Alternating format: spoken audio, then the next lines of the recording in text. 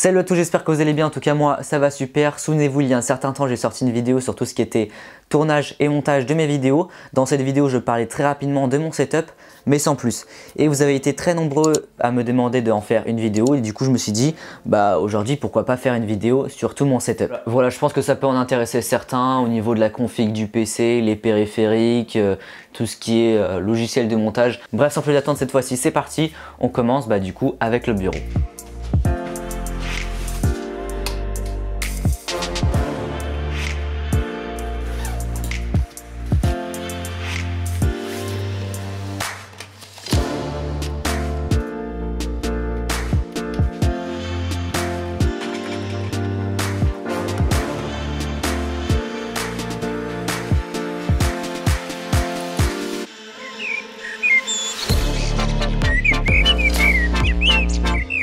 Alors mon bureau il a rien d'exceptionnel, il est tout à fait classique. Comme vous pouvez voir, il est fixé sur mon lit qui est juste au-dessus, donc finalement c'est un lit mezzanine.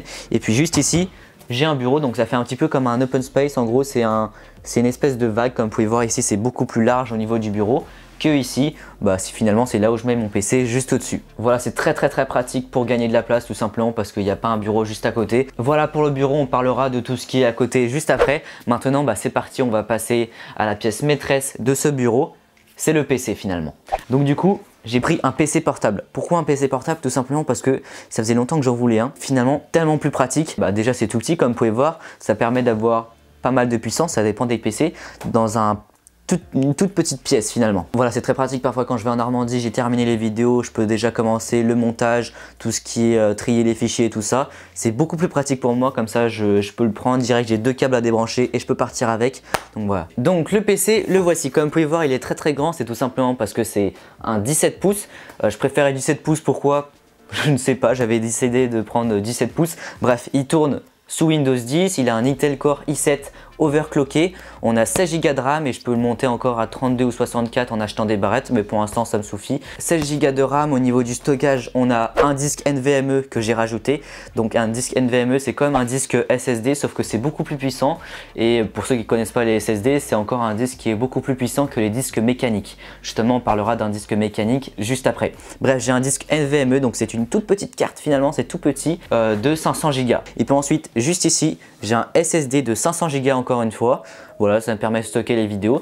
Et puis après, au niveau du stockage, on en parlera juste après, j'ai encore une fois un disque de 3 Tera qui venait de mon ancien PC que j'ai récupéré du coup. Au niveau des connectiques, juste ici on a un port USB qui me sert à brancher le casque. Ici on a très important, ça c'est hyper utile, c'est tout con mais c'est tellement utile. C'est ici, on a ici pour décharger tous mes fichiers carte SD finalement. Donc voilà, juste ici, donc on n'a pas de micro SD, mais pour l'instant ça me sert pas, et puis au pire j'ai un adaptateur juste au-dessus. De l'autre côté on a tout ça, ça me sert, il y en a que deux qui me servent. Donc ici on a l'alimentation, ici on a un port Thunderbolt, donc en gros c'est de l'USB-C mais plus rapide, donc ça me permet de finalement relier tous les périphériques, on parlera de ça après. Ici on a le port internet qui me sert pas parce que j'y ai la docking derrière. Ici on a deux ports USB, il me sert quand je branche mon téléphone et tout ça. Donc voilà, j'ai aucun problème avec ce PC, donc il vaut cher, il me semble que ça vaut environ 1200 €, un truc comme ça.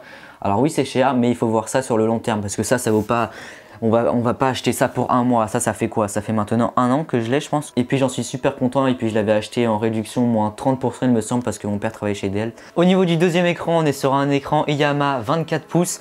Avant j'étais sur un 23 pouces mais je suis passé sur du 24. Au final on dirait pas comme ça, mais c'est vraiment beaucoup plus pratique d'avoir un 24 pouces. On a une timeline qui est beaucoup plus grande, on verra ça pour le montage juste après. Voilà au niveau de l'écran, et puis tout ça, l'écran et le PC est tenu sur un bras articulé qui est juste ici, ce qui me permet d'avancer l'écran comme ceci par exemple, de le tourner comme ceci, enfin bref, on peut tout faire avec ce bras articulé. Il est vraiment super génial, je l'ai depuis quoi, à peu près 2 ans je dirais, voire même plus maintenant.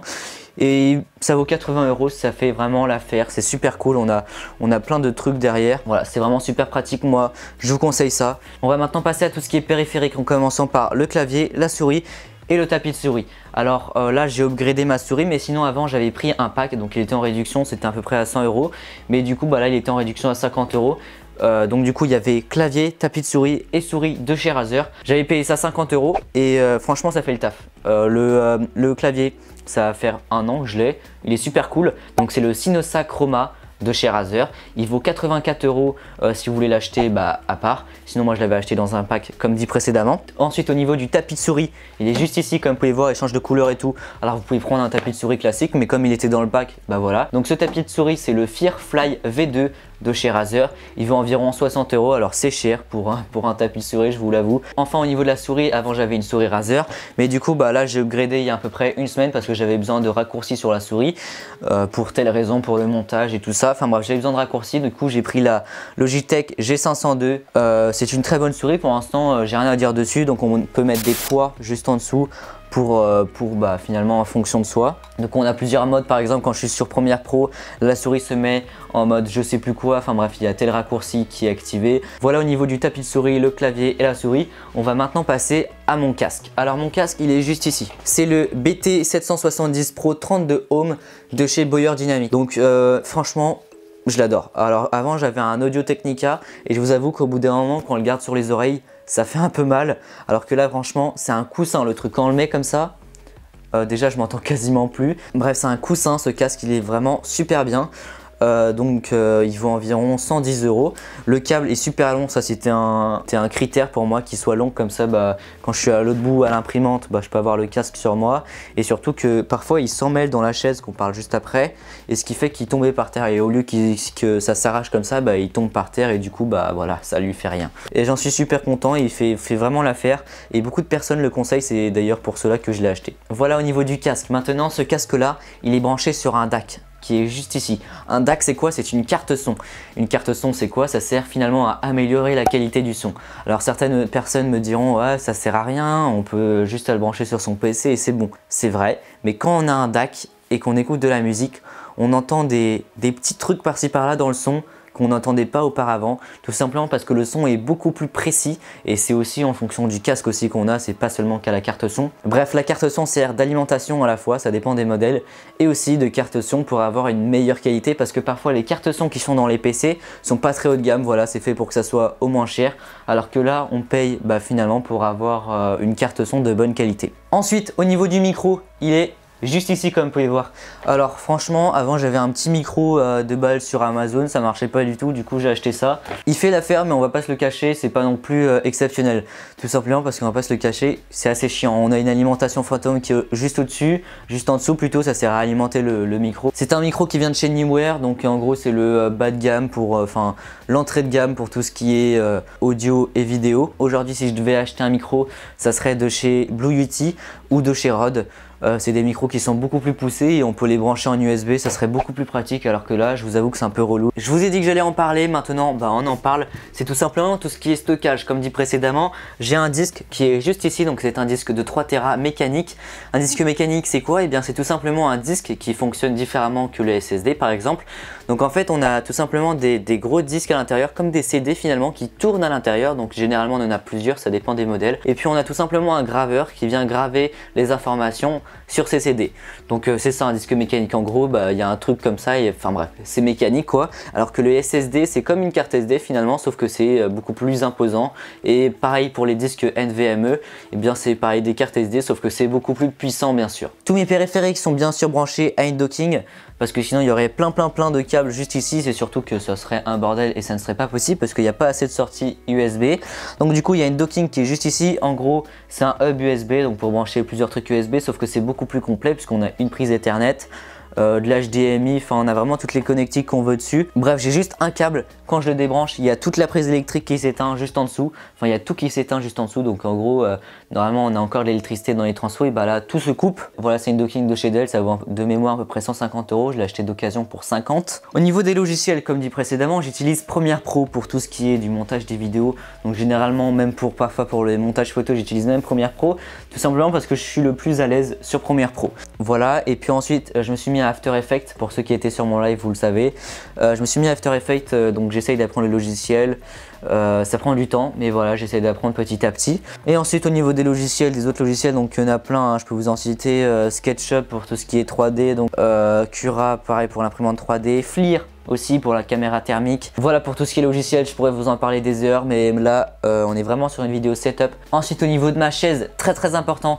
Pendant plusieurs années j'avais des chaises de merde, on va pas se le cacher, bon parce que déjà je passais moins de temps sur le bureau, mais en ce moment, surtout quand on est en confinement, je passe peut-être toute la journée quasiment dessus. Donc bah voilà, c'est important que ça soit confortable et franchement, vaut mieux dépenser 200 balles comme je l'ai fait pour avoir un bon truc plutôt d'avoir une chaise de merde comme ça et on se casse le dos. Franchement, je vous le conseille parce que ça fait une vraie différence pour moi. Avant, j'étais obligé de me lever toutes les heures de mon montage pour bah voilà, rester pas m'endormir et pas me casser le dos parce que sinon c'est horrible. Alors que là, vraiment, là je reste des journées sans déconner et puis voilà, je suis calé. Alors attention, faites du sport aussi en plus. Donc moi j'ai pris une chaise de chez DX Racer. L'avantage c'est qu'elle était en occasion sur Amazon, du coup elle était pas si chère que ça. Coussin juste ici, il me sert pas beaucoup mais voilà, ça sert en gros à ce que la colonne vertébrale soit totalement alignée. Juste ici on a un coussin de dos. Donc ça permet de faire en sorte que la colonne soit droite et pas qu'on soit totalement plié en gros. Ensuite on a les trucs pour poser les bras, on peut les monter et baisser. Très important, on dirait pas comme ça, mais c'est très utile. On a une petite molette qui est juste ici, ça permet de s'allonger comme ceci. Comme vous pouvez voir, il y a un petit balancier. Je peux tirer la molette comme ça et il y a plus de balancier. Comme vous pouvez voir, il y a juste ça de débattement, alors que là, moi je vous conseille cette chaise-là, elle est pas mal. Après, vous en avez plein d'autres, bien sûr. On continue cette vidéo au stabilisateur du coup. Donc juste ici on a un espace caché de mon bureau et ça permet de fixer le casque, on a plein de petits casiers et tout. Et juste ici on a la Google Home qui permet d'allumer les LED qui sont juste au-dessus, juste là. Donc ça permet de, juste là-bas on a la télécommande pour mettre rouge, toutes les couleurs qu'on veut. Ensuite on passe de ce côté-là. Donc juste là on a tous les cartons qui vont partir chez les abonnés. Donc vous avez pu voir que j'ai fait un truc, je vends mon matériel. Donc juste en dessous on a les trucs pour l'imprimante. Ici on a un petit peu le coin bricolage, le coin câble, le coin de l'imprimante. Juste là on a le tapis parce que je fais du sport tous les matins. Le sac qui aussi va avec tout ça. La batterie du vélo électrique. Ici c'est le coin impression 3D. Le coin randonnée survie, on va dire ça comme ça. Et juste ici le coin bordel et pareil juste au-dessus. Juste ici j'ai voulu faire un petit coin en gros on va dire un peu comme là mais beaucoup mieux fait. Juste ici on a toutes les coupes que j'ai gagnées, tout ça en escalade. On a l'imprimante 3D, donc c'est la Anycubic 4 Max Pro. On continue juste ici, on a le coin entraînement avec le mur d'escalade. Donc juste ici on a la barre de traction que j'ai fabriquée il y a à peine un mois. Donc ça vient tout juste d'arriver et puis mine de rien c'est super pratique. Juste ici on a le mur d'escalade, donc j'ai tout fabriqué sur ma chaîne YouTube sur l'escalade, donc lien en description comme ma chaîne d'impression 3D d'ailleurs. C'est la fin de cette vidéo, j'espère qu'elle t'aura plu. Maintenant tu en sais plus sur mon setup, quel matériel j'utilise. Donc du coup si cette vidéo t'a plu, n'hésite pas à mettre un pouce bleu, à t'abonner si tu souhaites en voir plus et tu as des questions, c'est dans les commentaires. J'ai essayé de mettre toutes les références que j'ai trouvées dans la description et puis si tu en cherches d'autres, n'hésite pas à me poser des questions dans les commentaires. Et puis sur ce, on se retrouve pour une prochaine vidéo. Allez, salut! Salut à tous, j'espère que vous allez bien, en tout cas moi ça va super. Aujourd'hui les amis, on se retrouve dans une nouvelle vidéo bivouac solo pour test matériel. Dans ce bivouac, vous l'avez vu dans le titre, on va tester le matelas Trail Pro de chez Thermarest. Souvenez-vous, il y a à peu près 3-4 semaines, je vous ai présenté le matelas ProLite Aprex de chez Thermarest. Suite à cela, j'ai fait un petit bivouac pour tester cela. Et puis la semaine dernière, je vous ai